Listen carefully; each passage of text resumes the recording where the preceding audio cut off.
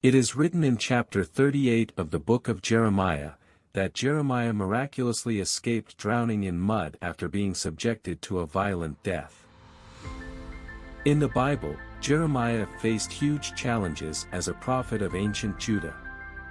In one harrowing incident, the ministers of Judah threw him into a pit filled with mortar, intending to kill him. It seemed that Jeremiah's fate was sealed. But God had other plans. In a remarkable turn of events, a servant of King Zedekiah alerted about Jeremiah's impending death. When the king heard this news, he was forced to intervene and save the prophet. Calling upon 30 brave men, the king commanded them to rescue Jeremiah from the pit. With ropes in hand, they descended into the dark pit and pulled him to safety, sparing him from a brutal death. Join us as we uncover more fascinating details about this incredible biblical story in this video. Do not be afraid of them, for I am with you and will rescue you, declares the Lord. Jeremiah 1 verse 8. The story of Jeremiah's rescue from the pit filled with mud is a testament to God's intervention and the bravery of the 30 men involved. The challenges they faced need to be understood. Several factors contributed to the difficulty of Jeremiah's rescue in besieged Jerusalem. Firstly, the city was plagued by famine during the siege, leading to the weakness of the people. The lack of food and resources would have made it physically challenging for the citizens to mount a rescue operation on their own. The involvement of 30 men ensured that there were enough hands to lift and pull Jeremiah out of the pit, overcoming the weakness caused by the prolonged famine. Secondly, there was a fear of opposition from the ministers who had thrown Jeremiah into the pit in the first place. For the rescue mission to succeed, it was crucial to have enough helpers to overcome any potential resistance. The combination of these factors, weakness caused by famine, fears of opposition, as well as the need for security, made it necessary to use 30 men in Jeremiah's rescue. In the Bible, the number 30 men appears several times, providing additional details into the story of Jeremiah's rescue. One reference can be found in Judges 19, where Samson, known for his strength, solved a riddle posed by the Philistines. In anger, he killed 30 men and took their special clothes, which were believed to absorb some of Samson's power. The tradition of keeping these clothes alive suggests a continued connection to Samson's power. King Zedekiah, aware of this tradition, may have believed that using 30 men with a connection to Samson's power would assist in the rescue of Jeremiah. The symbolic association with Samson's strength and power could have served as a source of hope and inspiration during this challenging time. Another interpretation of the significance of 30 men can be found in the story of the war against the Benjamin tribe. According to the Bible, after a great loss in battle, the tribes of Israel called the souls of 30 men killed in the war. Everyone who saw it was saying to one another, "Such a thing has never been seen or done, not since the day the Israelites came up out of Egypt." Just imagine. We must do something. So speak up. Judges 19 verse 30. King Zedekiah, seeking divine intervention to save Jeremiah, could have resorted to a similar practice of asking dead souls to assist in the rescue mission. It reflects the desperation and belief in supernatural forces that characterized this time in history. The presence of supernatural elements in ancestral traditions adds depth to the narrative, underlining the complexities and richness of the biblical stories. The events described in Jeremiah 38 occurred during the Second Babylonian siege of Jerusalem. Jeremiah, known for his prophecies, continues to urge the people to surrender to Babylon in order to avoid the impending conquest and destruction of Jerusalem. It is in this chapter that Jeremiah meets King Zedekiah and he is forced to make a critical decision.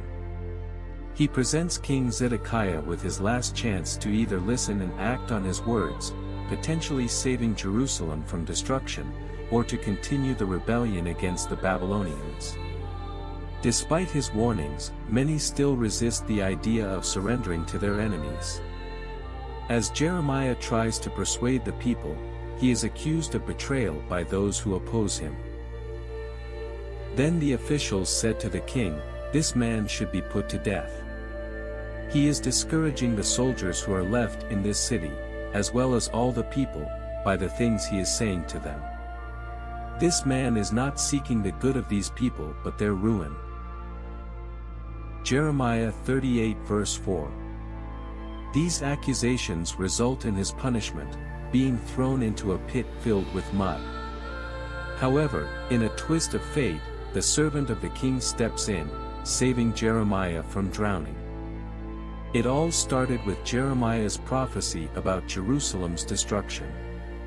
In this prophecy, he presents the people with two choices: to die within the city or to live outside of it. However, Jeremiah's preaching angers the ministers of Judah who accuse him of exaggerating and betraying the people.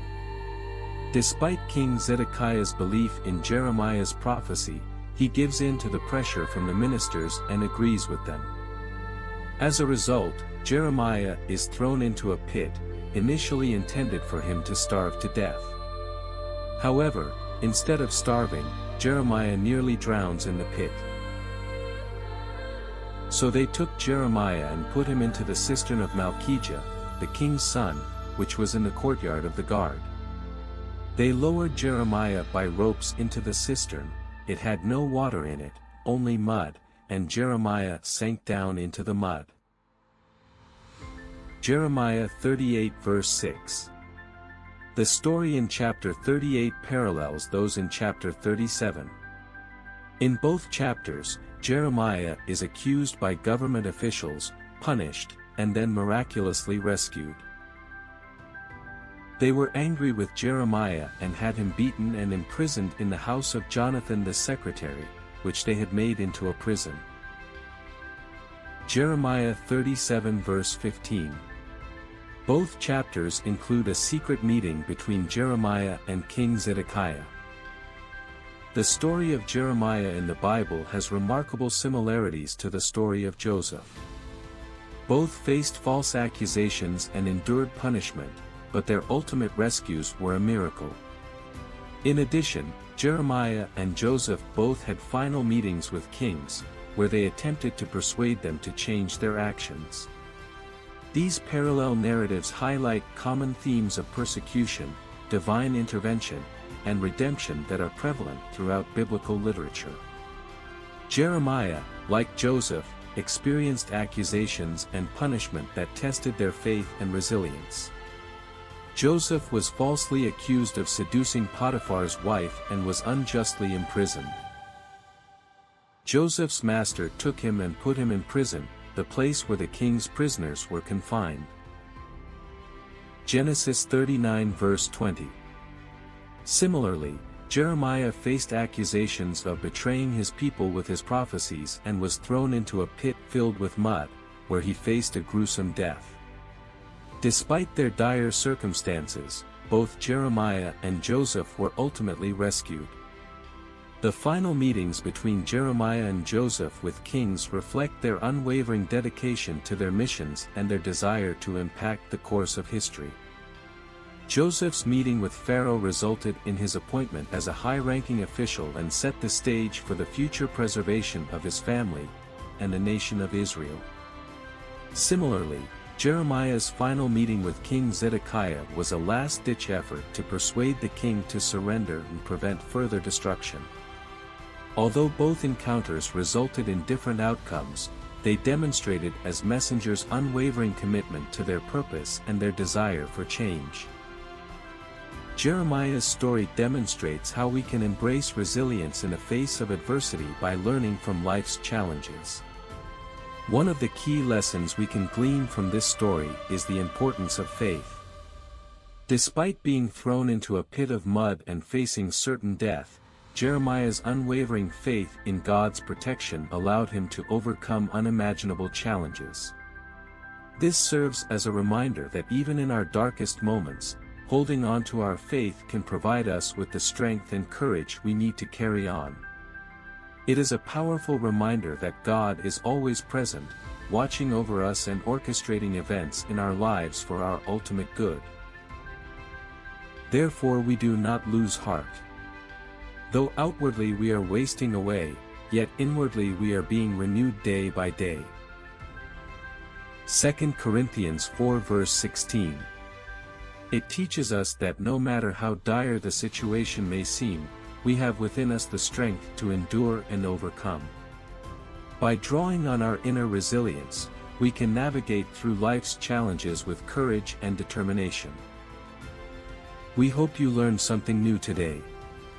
If you did, give this video a like and share it with your friends.